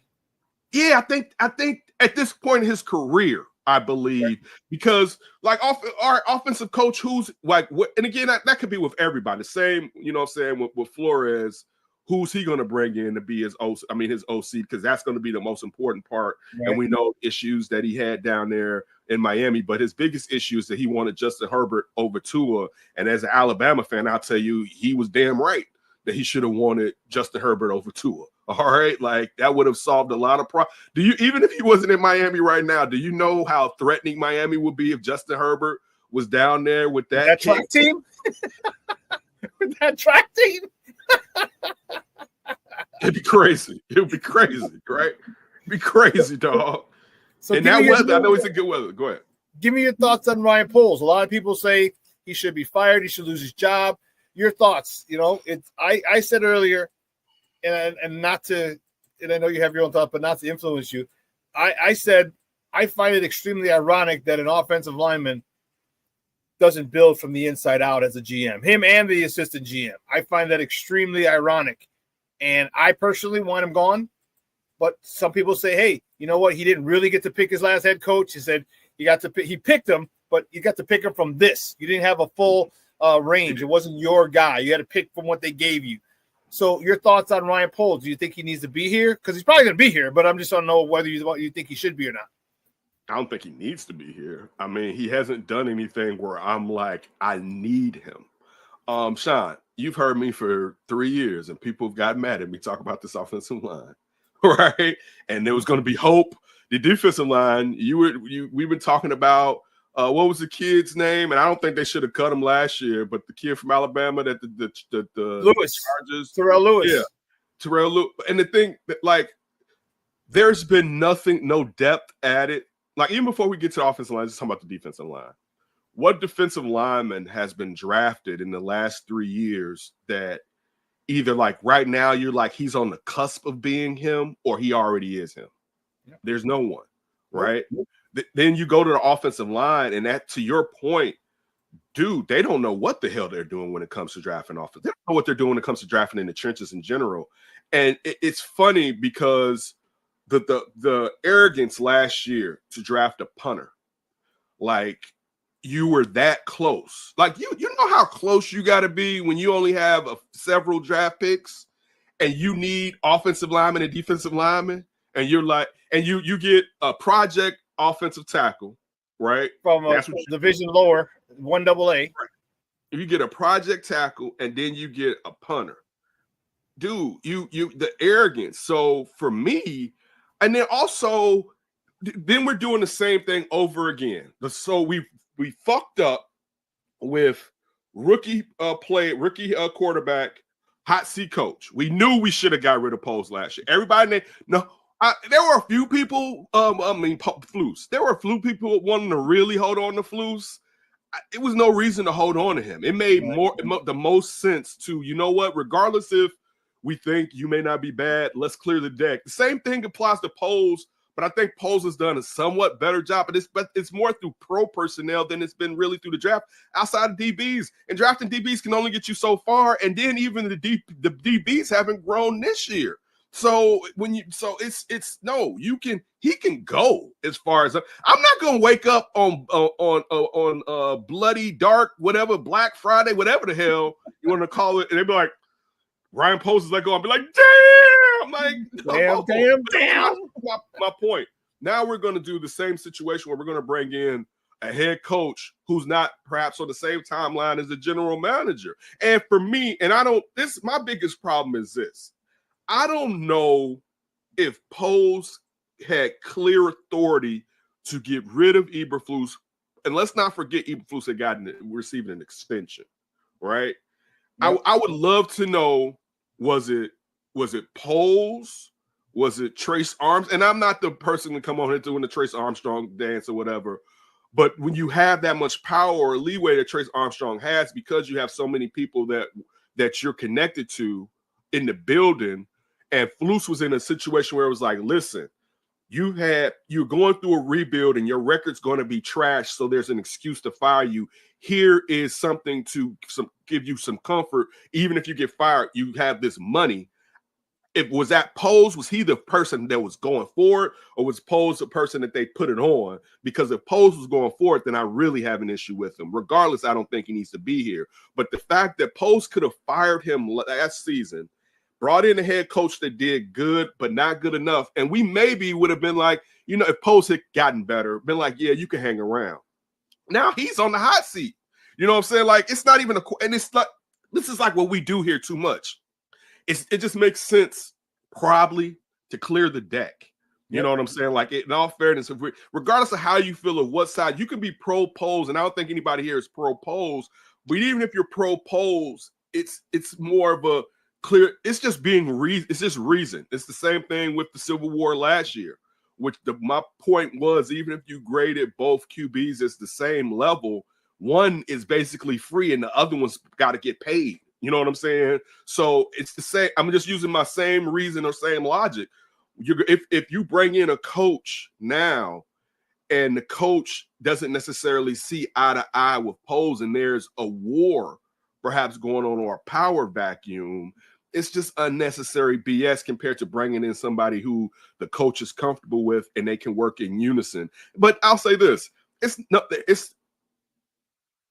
not improbable or impossible that Pose can work with the next head coach, but I hope and I pray that the next head coach is really running the show, because Pose hasn't shown enough that he can run the show. Like, and it would be, I hope, in thinking about Ryan Pose, that we are going through, if he remains here, let me say that, if he's kept, I hope we're going through his growing pains as a general manager, learning on the job. And that we can see the other side. You know what I'm saying? Like, I hope that's what this is, because I think there's potential in him, but there's some arrogance that he has to get rid of. You know what I'm saying? Like, and I think a lot of people have confidence or arrogance. Yeah. But to get back to your point, you know nothing about offensive linemen. Like, that's just the truth of the matter. I'm not trying to disrespect you as a former offensive lineman, but you know, when it comes to grading offensive line, this shows you one reason why you didn't make it, sir. All right? Because when it comes to talent, quality, development, all the SEMO, I've been asking people for years on Under Center why SEMO keeps dodging the heat. And everybody's, oh, no, it's not on SEMO. Right? He's a matrix. He's like, right, exactly. It's like, I'm like, dog, because I mean, so I don't get to a certain degree. Put it like this: even let's just say the talent level of these players that are brought in on offensive line, it's not optimum, right? A good coach is still going to be able to get the average players to be above average. They may not be really good players or great players. Their offensive linemen that they had prior to this coaching staff or regime have regressed. Jenkins isn't as good as he was as a banged up rookie. And Larry Borum ain't been trash. It's been trash. And I don't think it's all on Larry Borum, because nobody on the offensive line has improved in 3 seasons. Nobody. You haven't seen what that jump that Braxton Jones was supposed to take. And again, nobody is like, he's trash, but he was never a starting left tackle to the point where you're like, we good. Darnell Wright, man, you damn near can say Darnell Wright regressed. I can. I feel he has. Say Darnell Wright regressed. You get back to those years they was moving him around in Tennessee before they stuck him at right and let him, like, it's just, dude, that's right there. I've said it before. Whatever the book is that you used on drafting, trading in the trenches, even to a certain degree of pro personnel, because like anybody named Mama, okay, my test sweat is open on the market. Okay, I'm gonna trade for him.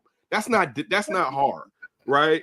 That's not Nate Davis is a problem when you brought in Nate Davis. That's on you for bringing in Nate Davis. You should have known why he was on the street, you know. So that's where it's just like, that's a big problem.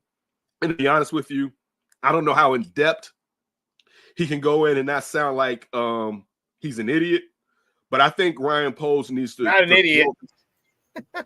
throw himself on his sword if he keeps the job, and tell us that, you know what, everything that me and Ian Cunningham have done when it comes to the trenches, we're changing it, and we're bringing in some fresh new eyes to really help us, because you guys, you do not know that. That's and I'm not saying it like some angry fan. I'm just saying it like someone objectively looking on the outside, where there's been regression in the situation. You have a worse offensive line than what they had prior to you getting here. And that's crazy when we think about how bad at times under Nagy the offensive line was. But you know what? They would fix it. You know, like remember what was that, 2019, where the whole offensive line got hurt, and they had to, and they were like on a 6-game losing streak, and then they fixed offensive line and went on a 5-game losing streak and got to 8-8, which they didn't deserve because we wanted Nagy out, but they kept Nagy. But like you're worse with your offensive line than Matt Nagy was and Ryan Pace was with their offensive line. And we were mad at their offensive line. Dog, what's and people got mad when I was like they shouldn't have cut him. What's the kid's name that played tackle that went to the Commanders that we had that was left tackle that before they drafted Jenkins? They drafted Jenkins. Yeah. None of these cats are better than him. No. Yeah. I know who you're talking about. And everyone's mad. He's giving up this many sacks, that many sacks. Oh, the guys in the chat. Thank you, Charles Leno. Charles Leno. Jay Leno. Charles Leno. Dog. Charles Leno. Dog. I mean, again, I'm sure now age and attrition, but still, you get the point, dog. It's just bad business. It's bad business, man. Yeah, it is. Like, and when I go in there, so after the game, what was crazy was that as the season and this losing streak progressed, once they let us in, more and more people were gone. They're gone. Like I'd never seen Roma Dunze except the game that Roma Dunze had a game or 2 games ago at home. He had a good game. That was the only time I saw him in the locker room. Only time I saw that in the locker room. Never saw Keenan Allen in the locker room. I'm like, damn, dude, like all these dudes are out. And then so there's half the people.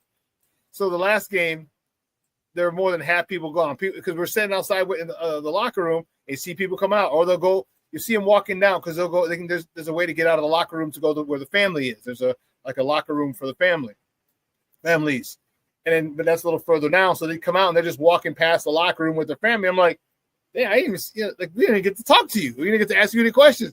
And there are more and more people, and there was, I'd say, more than half were gone the last game at home, and a quarter were getting dressed, the other quarter were in the shower, and it was just they just didn't want to be there. They just didn't want to be there. So it was, would you?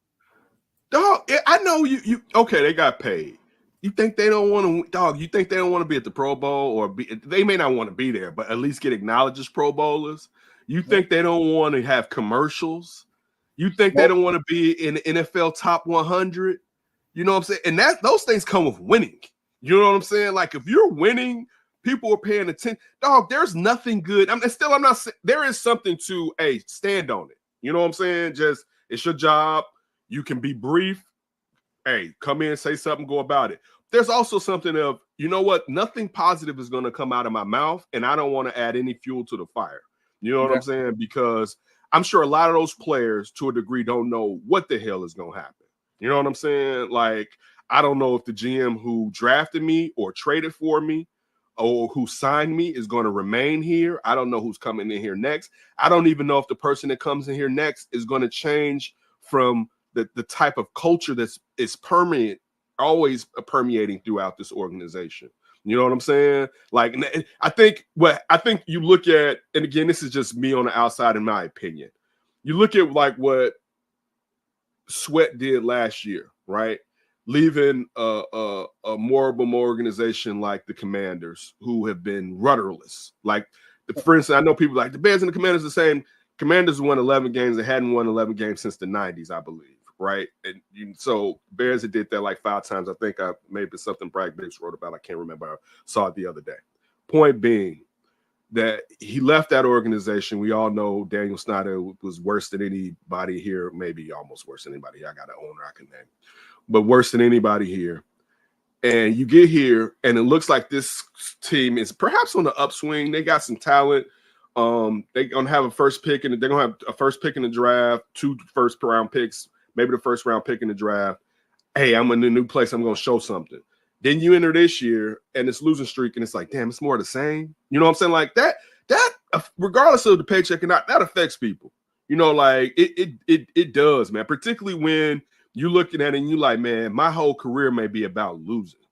Like that, dog. I'm a workout. I'm gonna do what I need to do. But you're talking about, let's just say I play 8 years, and I only have one chance in the playoffs. Let's say we are a wild card, so it's not even a real one chance in the playoffs. You know what I'm saying? Like I never was a true contender, and it's because one, I was drafted this place, then I got traded, and then hey, it makes sense. I mean, take the money. You know what I'm saying? They're gonna pay me this stupid contract because they don't want me to walk, so I gotta take the money. You know what I'm saying? So it's just it gets to the point where it's just like, dude, I don't have anything good to add. If you on the outside hate this, think about what I had, like what I'm going through on the inside, where the coaches don't know what they're talking. Dog, you play sports. You know what somebody forget playing sports. And I come on here, I say so. You know when you work a job and someone above you doesn't know what they're doing. It's that. Yeah. You like, man, come on, man. Like that dog, that's a cloud over your head, man. That's definitely a cloud over your head. It really is, man. And it's unfortunate because I bleed orange and blue. I just got my new little wallet, the little Bears wallet. I should have had it. And yeah. The little one. Bring it out next time. Bring it out next time. It hit me for $100. So I'm like, bump it. That's why they keep that's why it never changes, because people like you spend $100 on a wallet, a Bears wallet. Does it fly? Does it create money, Shawn, or Bitcoin? Does it mine Bitcoin, Shawn? Tell me, does it mine Bitcoin? So it's, you know which one I'm talking about, the new ones, the real slim ones that you just slide the cards in. Oh yeah, dude. So they slap a Bears logo and because I think those are like 80. So slap a Bears logo and it puts another 20 on top of that bad boy. Dude, you can get it.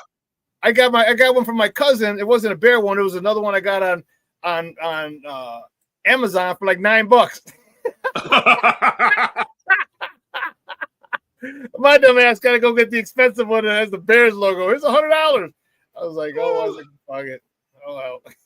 So, real quick, do you enjoy that wallet? Because to me, I felt like it wouldn't be able to hold all the stuff, even though I don't have a ton of stuff and everything. It just seems like I feel like my money is going to eject, because that thing ejects the stuff out the top of it, right? This one doesn't, but it's got a little like a little semicircle, so you just push your thumb up and it comes out, because some have a little button that you push. Mm-hmm. Yeah, but mine holds up to 12 cards, 15 cards. What about cash?